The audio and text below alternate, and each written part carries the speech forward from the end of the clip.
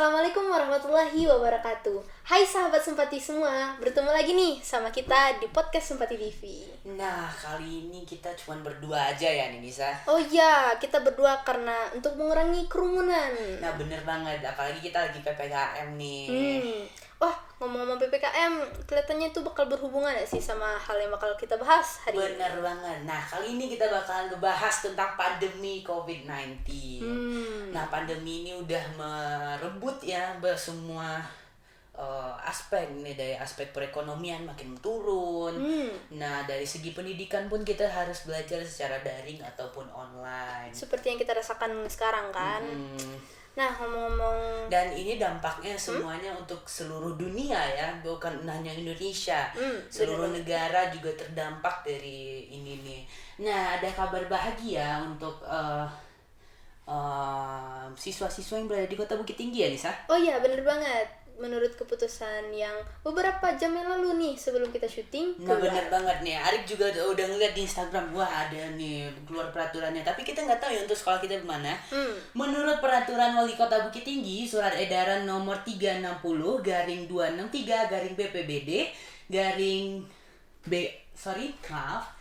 strip BKT /8 Romawi /2021 tentang perpanjangan pemberlakuan pembatasan kegiatan masyarakat atau PPKM level 3 dalam rangka pengendalian penyebaran coronavirus. Nah, di poin A-nya ada apa sih nih, Nisa? Wah, di poin A-nya kita ada pelaksanaan pembelajaran di satuan pendidikan dapat dilakukan melalui pembelajaran tatap muka terbatas dan atau pembelajaran jarak jauh berdasarkan keputusan bersama Menteri Pendidikan dan Kebudayaan, Menteri Agama, Menteri Kesehatan, dan Menteri Dalam Negeri. Nah, bener banget, dan itu harusnya 50%. Nah, untuk surat edaran dari Wali Kota Bukit Tinggi sudah seperti itu. Nah, untuk sekolah kita belum tahu. Kita lihat aja bagaimana keputusan sekolah dan tunggu pengumumannya. Haha, bener banget nih. BTW nih, Rick, ini kan kita lagi dalam masa pandemi kan? Kita punya prokes nggak sih? Banyak prokes kita. Ya, Yang dulunya cuma 3M, sekarang jadi 5M nih. Nah, mungkin masih ada yang belum tahu apa aja 5M-nya. Coba Itu sebutin. adalah menggunakan masker, menjaga jarak. Mencuci tangan sama menjauhi kerumunan serta membatasi mobilitas. Nisa lagi sehat kan, Nisa? Alhamdulillah lagi Ya, sehat. Arik juga sehat, jadi kita lumayan aman untuk buka masker di sini. Dan kita juga jaga jarak Jaga nih. jarak. Oke, bener banget. Nah, nih kita udah bahas tentang prokes, kita juga bahas PPKM sama berita yang baru aja keluar kan. Nah, PPKM ini kan sekarang nggak ada 4 ya, ada level 1, 2, 3, dan 4 untuk kita ketahui bersama. Dan masing-masing levelnya itu beda-beda ya, Nisa, peraturannya. Bener banget nih. Dan kita lihat juga untuk PPKM tadi malam udah diperpanjang untuk PPKM level 4 di beberapa daerah. Kalau di Sumatera Barat ada Kota Padang sampai tanggal berapa ya kalau nggak salah kemarin gitu. Oh ya nih, kita bakal bahas sesuatu hal yang lagi gencar-gencarnya di apa namanya? Dilakukan oleh pemerintah Republik Indonesia. Apalagi kalau bukan Vaksinasi. Nah, bener banget. Untuk vaksin itu apa sih vaksin itu, Nisa? Menurut vaksin sendiri nih pengertiannya, Nisa juga baru tahu beberapa enggak sih, Nisa udah lama tahu. Vaksin menurut Kompasiana adalah suatu zat yang memang sengaja dibuat untuk merangsang pembentukan kekebalan tubuh dari penyakit tertentu sehingga nantinya bisa mencegah tertular dari penyakit tersebut. Jadi sebelum kita jadi korban nih, kita harus membentengi diri kita sendiri sama vaksin. Bener banget. Dan untuk seluruh sahabat Sempati semua, ini informasinya kita sudah rangkum dari berbagai artikel yang telah dikeluarkan di Google nih. Nah, jadi kita bukan hoax ya. Iya benar. Nanti Ini kita bukan- dibilang menyebar hoax gitu Iya, kan. ini bukan yang kita buat sendiri, tapi ini sudah sesuai dengan berita-berita yang beredar di Google. Nah, kalau ngomong-ngomong vaksin nih, kita juga harus tahu dong apa aja manfaat vaksin sehingga kita tuh mau ikut vaksin. Bener banget. Nah, manfaat vaksin itu banyak loh. Salah satunya adalah mencegah terjadinya gejala COVID-19, melindungi orang-orang sekitar dari terpapar COVID-19, lalu untuk membantu melindungi generasi generasi sesudah kita ya. Ya, kalau misalnya wabahnya udah berhenti, udah kita stop penyebarannya, nanti kan generasi kita bakal hidup dengan damai seperti dulu lagi. Iya. sekolah offline. Dan ada juga satu lagi kegunaan vaksin itu apa sih, Nisa? Oh iya, kegunaan vaksin satu lagi itu agar kita tuh tidak mendapatkan gejala yang terlalu parah kalau misalnya kita positif habis vaksin. Jadi kalau misalnya, kita udah vaksin gitu ya, jadi Iya. kita nggak dapat gejala yang terlalu berat gitu ya kalau Iya. kita kena COVID. Bener banget. Yang kalau misalnya gejalanya yang parah tuh bisa menjadi apa sih? Sesak nafas, Iya, sesak bahkan bisa napas. meninggal. Ya, mungkin kalau habis vaksin kita bakal bisa Jadi dapat gejala ringan gitu kayak ya. flu, batuk gitu kan. Dan ngomong-ngomong tentang vaksin ya, vaksin itu ada banyak loh jenisnya. Oh iya, bener banget. Vaksin ada banyak banget jenisnya. Nah, apa aja sih jenis vaksin yang ada di Indonesia ya? Nah, kalau untuk Indonesia sendiri nih, yang paling sering banget dibahas sama orang-orang. Dan yang paling banyak digunakan di Indonesia. Oh, bener banget. Ada vaksin Sinovac. Nah, bener banget. Vaksin Sinovac ini adalah vaksin buatan CoronaVac yang dibuat dari China. Bener banget. Nah, kalau untuk efektivitasnya sendiri, ini kita kan harus tahu efektivitasnya apakah emang ada keunggulan yang terjadi habis kita vaksin. Nah, bener banget tuh Nisa. Dan untuk efektivitas vaksin Sinovac ini adalah 65,3% dari hasil uji klinis yang telah dilakukan. Dan untuk keamanannya gimana nih Nisa? Wah, kalau untuk keamanannya sendiri dari vaksin Sinovac ini, kalau Kepala BPOM mengungkapkan bahwa berdasarkan hasil evaluasi data keamanan vaksin CoronaVac diperoleh dari studi klinik fase 3 di Indonesia. Ada 3 negara nih yang udah dipantau selama 3 periode bulan menyuntikkan dosis yang keduanya. 2 dosis. Oh iya, ya. 2 dosis. Nah, untuk efek sampingnya apa aja? Tentu di setiap vaksin ada efek sampingnya ya. Bahkan kalau nggak ada efek sampingnya mungkin itu vaksinnya nggak kerja. Oh gitu iya, buat bener kita. banget. Itu mungkin bukan vaksin malah jadi Nah. kan. Nah, Mungkin kalau kita cuma disuntik vitamin. Oh iya, Nah. bener banget. Nah, kalau efek sampingnya sendiri rata-rata tuh semua vaksin sama ya. Ya, kalau untuk Sinovacnya sendiri ada nyeri di bagian bekas yang disuntikan, sakit kepala, kelelahan sama nyeri ototnya. Nah, bener banget. Nah, oh iya, kebetulan Arik udah itu kan udah Vaksin. vaksinasi. Ya, bener banget. Dosis pertama. Ari udah vaksin dosis pertama ya, dan vaksin yang digunakan kebetulan memang Sinovac juga. Wah, boleh dong cerita-cerita nih apa aja yang hal yang terjadi habis memvaksin. Habis vaksin sih cuman nyeri ya. Kalau kebetulan alhamdulillah Ari cuman dapatnya gejala cuman nyeri di bagian bekas suntikan. Oh, jadi tidak ada yang kayak sampai sakit kepala, nyeri otot. Wah. Dan bahkan teman-teman bagi yang masih takut ya vaksin, aduh saya nih kayaknya ada penyakit bawaan nih, takut deh mau vaksin, jangan khawatir. Nanti sebelum divaksin itu kemarin hari ya, itu di screening namanya. Screening itu kita ditanya-tanya gimana sih pola hidup kita gimana, apakah ada penyakit bawaan, nanti kita diukur tensi, suhu dan lain-lain. Oh, jadi ya nggak asal-asalan ya kita Enggak, sebelum tentu di enggak itu. dong. Duh, lanjut nih. Kita ada vaksin yang kedua. Apa namanya? Nah, vaksin kedua adalah AstraZeneca. Vaksin AstraZeneca adalah buatan University Oxford di Inggris. Nah, kalau buat efektivitas nih, apa aja nih efektivitas dari vaksinnya? Nah, untuk efektivitas dari vaksin AstraZeneca ini telah terbukti 62,10% dengan 2 dosis yang telah disuntikan. Nah, buat keamanan Dengan rentan 15 hari ya. Oh, ya. Setelah vaksin kedua. Buat efek samping nih gimana nih, Ri? Nah, untuk efek sampingnya kayaknya lumayan banyak ya AstraZeneca ini. Nah, ada nyeri dan sakit saat disuntik di tempat suntikan tersebut, maksudnya dari sakit kepala, kelelahan, nyeri otot atau sendi, demam, panas dingin dan mual. Gitu-gitu. Oke deh. Sip. Lanjut nih, kita ada vaksin yang ketiga. Nah, vaksin ketiga itu ada vaksin dari Sinopharm. Vaksin Sinopharm ini adalah buatan apa, Nisa? Oh, vaksin Sinopharm nih. Aduh, vaksin Sinopharm nih buatan Beijing, dari Beijing Institute of Biological Production. China juga ya. Masih China. Dan gimana sih efektivitasnya? Nah, kalau menurut WHO.in, berdasarkan informasi dari produsen, vaksin Sinopharm terbukti 79% efektif dalam uji klinis skala besar yang berkelanjutan. Wah, tinggi ya. Lumayan ya 79%. Dan kalau keamanannya sendiri gimana nih, Nisa? Nah, kalau buat vaksin Sinopharm sendiri, keamanannya tuh udah dicantumkan dalam daftar penggunaan darurat oleh WHO. Nah, udah disetujui oleh WHO ya.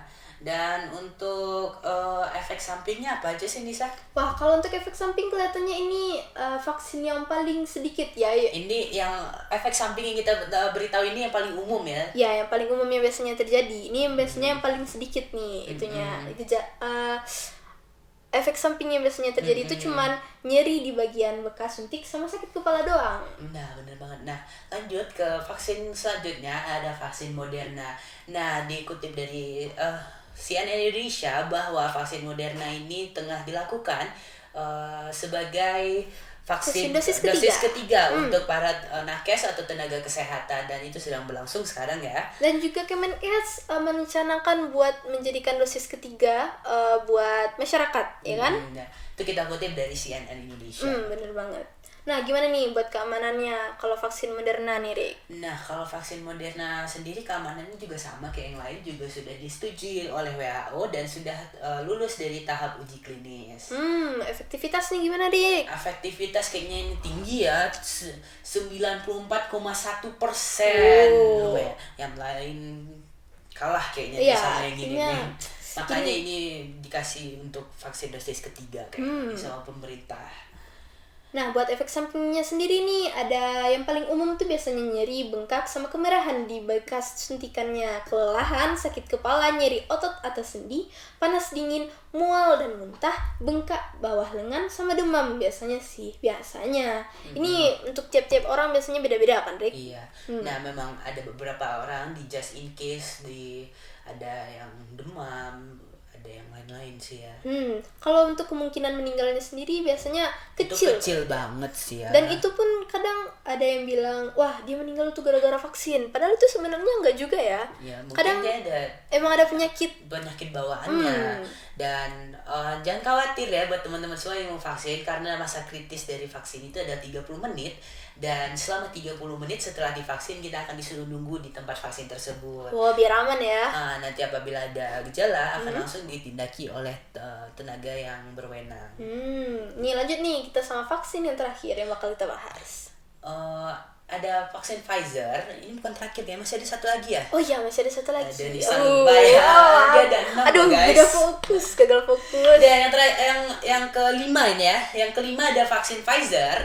Vaksin Pfizer ini adalah produksi dari BioNTech dari Amerika Serikat. Bener banget nih. Buat efektivitasnya sendiri, berdasarkan data dari produsen vaksin Pfizer BioNTech, terbukti 95% efektif dalam uji klinis skala berkelanjutan. Dan untuk keamanannya sendiri sudah tentunya semuanya juga sudah seperti yang tadi, yang lain-lain sudah disetujui oleh WHO dan BPOM atau Badan Pengawas Obat dan Makanan. Ya, makanya kita bisa itu kan vaksinasi. Iya, ini sudah disetujui. Jadi untuk sahabat-sahabat semua yang ingin vaksin, takut deh vaksinnya kayaknya belum aman nih. Jangan khawatir karena semuanya sudah diuji klinis. Dan vaksin itu gak bakalan diberikan kepada kita kalau belum ada uji klinis ya kayaknya. Bener deh. Gak mungkin kita jadi percobaan ya. Jadi kunci percobaan kita, nanti kita jadi titan. Kayak hoax yang beredar Wah, kan. jadi zombie, jadi titan. Wah. Jangan percaya sama hoax. Nah, lanjut nih, kita ada vaksin yang terakhir. Nah, vaksin yang terakhir ini adalah vaksin Novavax. Tapi mohon maaf sekali karena kayaknya vaksin Novavax ini kurang terekspos kayaknya ya. Jarang banget orang bahas Novavax. Kayaknya kurang digunakan di Indonesia bahkan ya. Mungkin belum kayaknya. Belum kayaknya.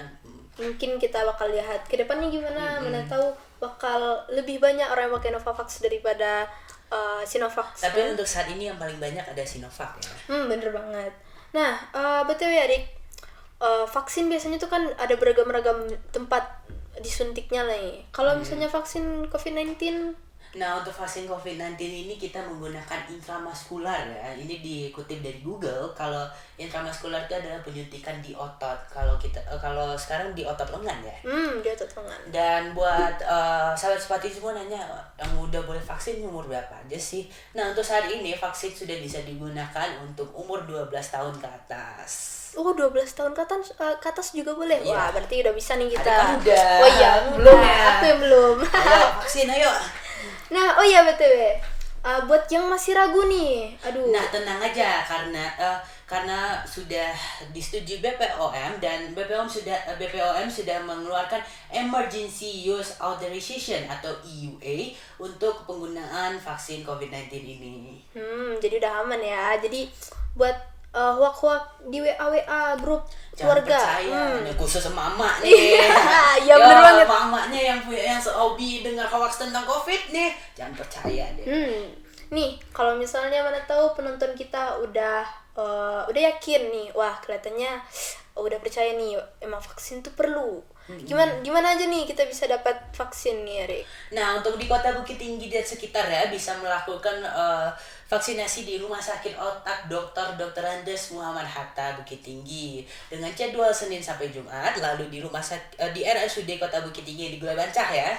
Lalu ada di beberapa puskesmas yang berada, tapi itu kayaknya kita kurang infonya ya. Ya, mungkin bisa dicek untuk puskesmas. Kayaknya kemarin ada lihat ada di Instagram ya. Oh, di Instagram ya. Kita kan punya sosial media. Boleh dilihat di Instagram atau bisa langsung ditanya di puskesmas terdekat. Iya, bener banget. Sama ada di lapangan Wirabraja nih, ya kan? Dengan stok yang terbatas. Wah, buru-buru deh Buru-buru deh pergi vaksin. Nah, kebetulan kemarin kelihatannya vaksin udah di Kota Bukit Tinggi sendiri dosisnya udah habis ya. Dan kayaknya baru tiba hari ini nih. Karena kemarin harusnya jadwal hari vaksin dosis kedua, tapi kemarin waktu ke sana ternyata sudah habis. Wah, semua. berarti itu tandanya antusiasme masyarakat Bukit Tinggi itu lumayan tinggi terhadap vaksinasi COVID-19 ini. Bener sehingga banget. stoknya habis. Jadi terpaksa mungkin nanti ya vaksinnya. Moga-moga nggak habis lagi ya. Moga-moga nanti nggak ada stoknya nih. Wah, kalau habis lagi, wah. Aduh gimana nih, padahal ini udah vaksin kedua gitu kan. Nah, tentunya untuk vaksin ini pasca setelah vaksin ini apa aja sih yang boleh dilakukan dan tidak boleh dilakukan nih, Nes? Nah, silakan Arik bahas dulu yang boleh dapat. Males baca ya. Nah, untuk yang boleh dilakukan sendiri adalah apabila muncul gejala demam boleh minum paracetamol dan makan makanan yang cukup dan bergizi, istirahat yang cukup, jangan begadang ya. Ini bisa dilakukan sebelum dan sesudah vaksin, jangan begadang. Banyak nih teman-teman. Kamu juga begadang. Kerja tugas. Aku nggak begadang, tugas ya banyak. Nah, mungkin teman-teman kita banyak nih yang begadang. Iya, yang begadang. Dan tetap mematuhi protokol kesehatan yang 5M tadi. Nah, informasi tersebut kita dapat dari indonesiabaik.id. Nah, aku bakal baca ini yang nggak boleh dilakuin habis vaksinasi. Ada yang pertama mengabaikan nasihat, petunjuk atau larangan dokter yang berkaitan dengan komorbid, berkaitan dengan vaksinnya kayaknya ya. Yang ada penyakit bawaan. Ya, kayak penyakit bawaan. Kayak misalnya asma. Iya, asma. Penyakit jantung dan udah lain-lain. tahu kita asma kan, udah dibilang dokternya jangan ya, kamu jangan vaksin. Gak mungkin ya, karena kita di screening tadi. Ya, mana tahu ada yang masih bersikukuh. Siapa tau bohong ya. Iya, bohong maksudnya. Dia bersikukuh kan. Saya nggak apa-apa kok, saya bakal vaksin. Takutnya nanti hal-hal yang tidak ingin terjadi malah kejadian kan. Nah, yang kedua mendatangi tempat pelayanan vaksinasi jika emang dalam kondisi tidak sehat. Yang ketiga menelan, memijat atau menggosok lokasi bagian suntikan. Nggak boleh ya? Nggak boleh. Iya sih, kemarin waktu vaksin juga diingetin jangan dipegang keras-keras dulu, jangan dipencet-pencet dulu bagian bekas vaksinnya. Lanjut, kita ada yang keempat, menerima jenis vaksin yang berbeda dengan dosis pertama. Wah, berarti kalau bahaya itu ya. Nanti kita kelebihan vaksin, wah apakah tidak berbahaya itu? Sama mengabaikan protokol yang 5M tadi. Kita mentang-mentang udah vaksin kan, wah aku udah vaksin, aku sehat, aku nggak bakal kena COVID. Jangan ya guys.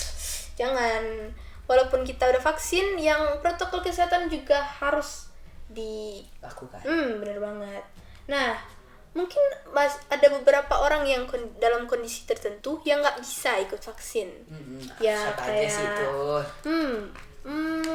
Menurut kompas.com, orang-orang yang nggak boleh divaksin itu biasanya orang yang terkonfirmasi menderita COVID-19. Nah, untuk yang vaksinasi yang bagi yang sudah pernah positif COVID-19 ini harus nunggu 3 bulan dulu ya setelah pertama kali dinyatakan negatif. Ya, bener banget. Jadi kalau kita udah dinyatakan negatif, kita harus tunggu 3 bulan dulu baru kita bisa vaksinasi. Yang kedua, buat ibu hamil yang menyusui. Jangan dulu ya. Ya, kayaknya nanti dulu deh, mending kita menjaga diri dulu kan. Nah, pasti juga waktu saat screening juga nggak boleh kan. Dan yang ketiga adalah mengalami penyakit ISPA seperti batuk, pilek, dan demam selama 7 hari terakhir. Oh, jadi kalau kita udah batuk, pilek, sesak napas, sangat tidak disarankan, malah disarankan lebih ke dokter ya daripada vaksin. Jangan dulu. Nah, misal sama bagi yang memiliki riwayat alergi berat atau mengalami gejala sesak napas, bengkak, dan kemerahan setelah divaksinasi COVID-19. Jadi kalau misalnya vaksinasi yang pertama, dosis pertama nih, habis pulang bengkak atau sesak napas habis itu, nah disarankan untuk dosis kedua nggak ikut ya. Sama bagi yang menderita jantung, dan biasanya hal-hal kayak gitu tuh udah diberitahu nanti ya Ya sebelum. pasti di screening nggak boleh. Iya. Nah, untuk selanjutnya ada apa sih, Nisa? Nah, buat selanjutnya nih, kita ada apa lagi ya? Wah, aku sampai lupa nih saking banyaknya bakal yang kita bahas. Banyak ya. Nah, untuk beberapa larangan-larangan tadi bisa kalian lihat juga di Google, atau bagi yang punya penyakit bawaan bisa hubungi dokter. Konsultasi dulu sama dokter. Iya, ya kan? konsultasi dulu sama dokter yang kalian bisa gunakan. Tanya, dok, boleh vaksin nggak? Kalau nggak boleh ya jangan. Jangan maksain diri. Kalau boleh, yuk gas. Nah, ngomong-ngomong nih, kita udah berapa menit nih ngomong? Udah lumayan lama ya. Ya udah lama udah. Udah seret gitu Udah kan. seret nih, wah. Ini ayo. Kita minum dulu kan. Mana tahu kita bakal di endorse ya. Endorse, ayo datang endorse. Ayo, air mineral ada yang mau endorse boleh. Nah, mungkin segitu dulu untuk penemuan kita kali ini di video kali ini, mungkin segitu dulu ya Nisa. Bener banget. Mohon maaf apabila kesalahan, dan mohon maaf kita pakai laptop sama ini kan sama video ini karena mungkin kita juga nggak hafal ya. Ya, dan kita takut juga untuk kita salah kasih informasi. nanti kalau kita nggak pakai sumber yang terpercaya, nanti kita salah ngasih ke kalian, nanti kita dikira hoax. Bener banget tuh. Dan oke, mungkin udah ya. Udah ya kayaknya. Terima kasih sudah nonton. Jangan lupa like, comment, share, and subscribe. Bye-bye.